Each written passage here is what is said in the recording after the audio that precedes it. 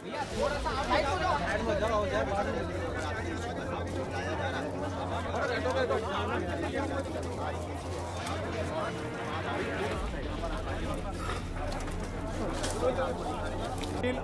करीम टुंडा पूर्णतः निर्दोष है। माननीय न्यायालय के ने आज यह फैसला दिया है, अब्दुल करीम टुंडा को ऑनरेबल कोर्ट 90 का वो दौर और मुंबई समेत कोटा, लखनऊ, कानपुर, हैदराबाद, सूरत की ट्रेनों में हुए थे एक साथ सीरियल बम ब्लास्ट। इस सिलसिलेवार तरीके से हुए बम ब्लास्ट को शायद ही कोई भूला हो, देश तो भी एक बार भूल जाए, लेकिन उस ब्लास्ट के शिकार हुए लोगों की जहन में वो खौफनाक तस्वीरें आज भी कैद है। किसी के अपने छूटे तो किसी के अपने इस दुनिया को अलविदा कह गए। किसी की शादी टूटी तो किसी का सुहाग हमेशा हमेशा के लिए उजड़ गया। कोई अनाथ हुआ तो कोई विकलांग, अगर कुछ बचा तो एक बेबसी, एक खामोशी। ब्लास्ट की जांच हुई तो इस मामले में कुछ वांटेड नाम सामने आए। नाम अब्दुल करीम टुंडा, दूसरा नाम इरफान, तीसरा नाम हमीमुद्दीन। ये वो 3 नाम थे जो साल 1993 सीरियल ब्लास्ट के मुख्य आरोपी माने गए थे। व्हील चेयर पर बैठे अब्दुल करीम टुंडा वो नाम है जिसकी तलाश में कभी सीबीआई देश के कोने कोने में छापेमारी किया करती थी। देश तो छोड़ो, विदेशों में भी सीबीआई ने टुंडा को पकड़ने के लिए जाल बिछा रखा था। तभी सीबीआई ने अब्दुल करीम उर्फ टुंडा को साल 2013 में नेपाल बॉर्डर से गिरफ्तार किया था।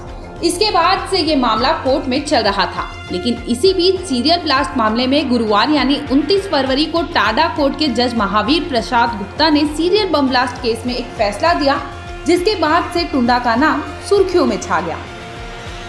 अब्दुल करीम टुंडा पूर्णतः निर्दोष है। माननीय न्यायालय के ने आज यह फैसला दिया है, अब्दुल करीम टुंडा को ऑनरेबल कोर्ट ने हर धारा, हर सेक्शन, हर एक्ट से बरी किया है।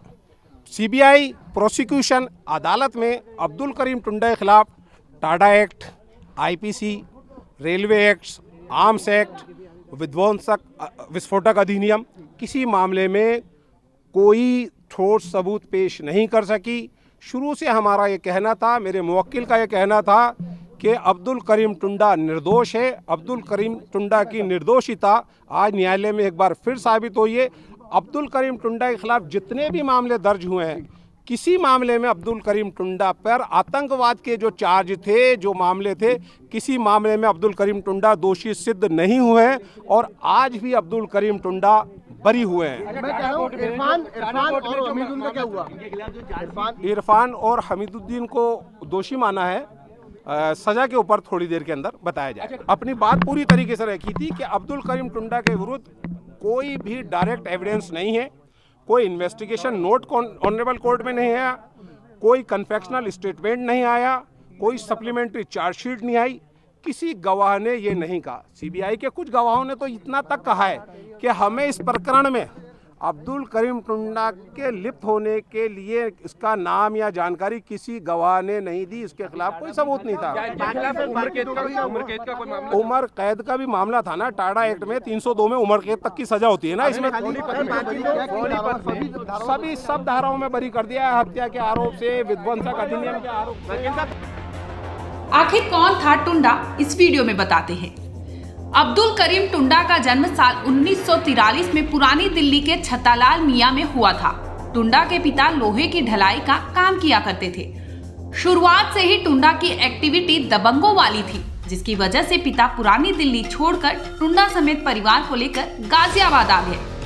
अब अब्दुल करीम टुंडा भाइयों के साथ मिलकर गाजियाबाद में कारपेंटरी का काम किया करता था। समय बीतता गया और कुछ समय बाद टुंडा की शादी जरीना से करा दी गई।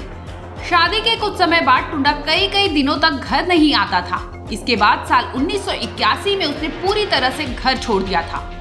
लंबे समय बाद जब वो घर लौटा तो अहमदाबाद की रहने वाली मुमताज उसकी बेगम बन चुकी थी।